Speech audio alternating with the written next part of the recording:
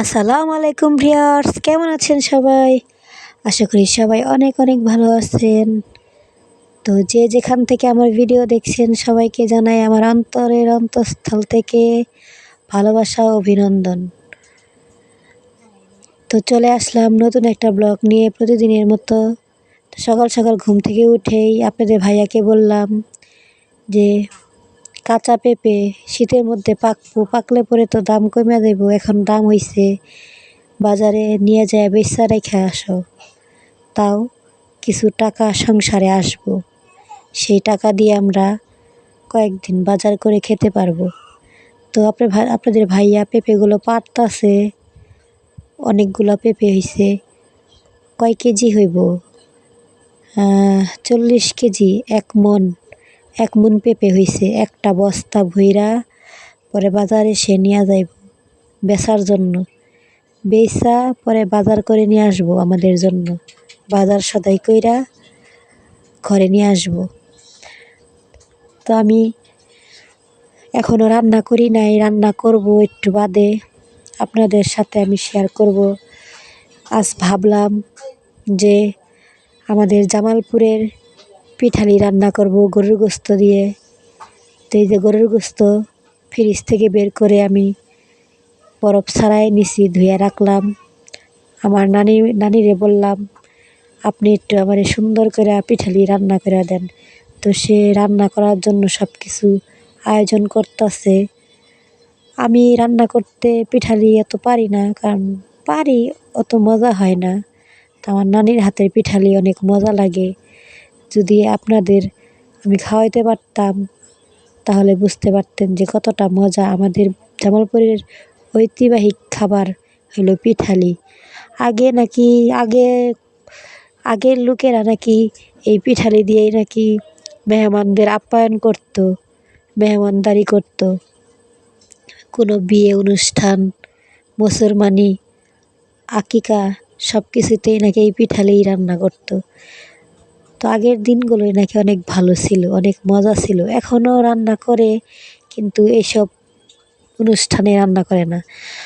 কেউ যদি মারা যায়, তার জন্য যদি চল্লিশা করে বা মজলিস করে, তখন ডেক বুঝাই কইরা আর কি পিঠালি রান্না করে। তো আমাদের কেউ যদি দাওয়াত দেয়, আমরা যায় খাই, অনেক ভালোই লাগে। আল্লাহ খাওয়াই, তৃপ্তি মিটা খাই। তো আপনাদের মাঝেও আমি শেয়ার করলাম যে কীভাবে পিঠালি রান্না করে।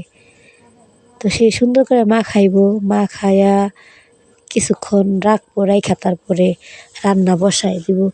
এই পিঠালি রান্না করতে আওলা চাউলের গুঁড়ি লাগে, গরুর মাংস আর গরুর মাংসের মধ্যে স্বাদ মতো মশলা লাগে। এইটাই শুধু আর কি রান্নার নিয়ম। তো রান্না বান্না তো ভালোই লাগে, খাইতেও মজাই লাগে। তা আমাদের জামালপুরের ঐতিহাসিক খাবার পিঠালি। অনেকেই বলে এটা নাকি হালিম, অনেকেই হাসাহাসি করে, কিন্তু যার যার দেশে, যার যার গ্রামের যেটা খাবার, তার কাছে তো সেটা ভালো লাগবেই, তাই না? তো সে এখন এই পিঠালি রান্না করার পরে আমার হাজবেন্ড খাইবো, খাওয়ার পরে সে বাজারে যাইব, বাজারে যায় আমাদের জন্য আর কি কিছু বাজার সদাই করে নিয়ে আসবো। আপনাদের সাথে আমি অনেক কথাই বলি, বকবক করি, বগর বগর করি, আপনারা হয়তো বিরক্ত হবেন, কিন্তু আপনাদের কাছে একটাই রিকোয়েস্ট, আমার ভিডিও যারা দেখবেন আমার চ্যানেলটা সাবস্ক্রাইব করবেন, লাইক করবেন, কেউ কমেন্ট করবেন অ্যান্ড শেয়ার করবেন। শেয়ার করে সবাই বন্ধুদের মাঝে, আত্মীয় স্বজনের মাঝে আমার ভিডিও দেখার সুযোগ করে দিবেন, এটাই আপনাদের কাছে আশা। তো তারপরে আমার নানি বসাই দিল ওই যে পাটের শূলা।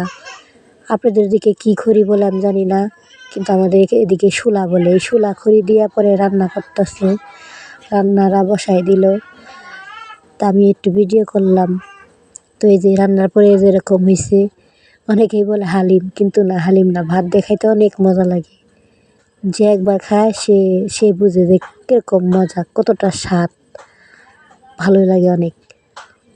কারণ সব ধরনের মশলা দিয়া সুন্দর করে বাগার দিয়ে রান্না করা হয়। পরে তারপর আপনাদের ভাই 12টার দিক দিয়ে দুপুর 12টার দিক দিয়ে আসছে।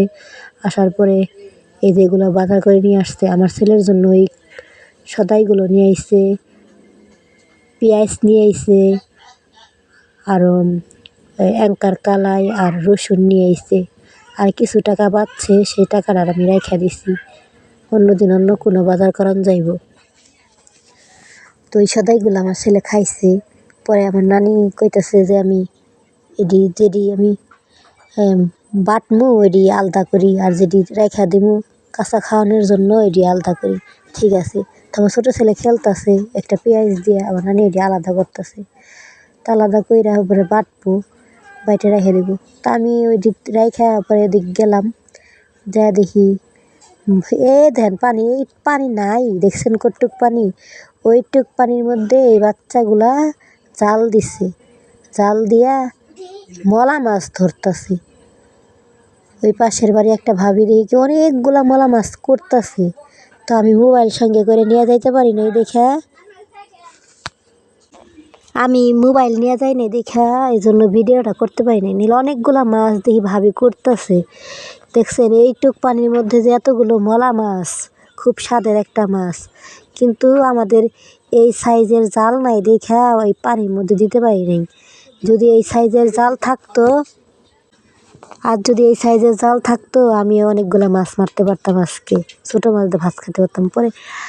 পরে আপনাদের ভাই পেয়ারা পারলো ওই পাশের বাড়ি নানির গাছ থেকে। পরে আমি পেয়ারাটি কুড়াইয়া নিয়ে গেলাম। পেয়ারা ভালোই লাগে, দেশি পেয়ারা, একদম গাছের টাটকা পেয়ারা, ভাল লাগে। তারপর আমার নানি কয়টা কদু, ওই কদুগুলা 3টা কদু উঠাইছে।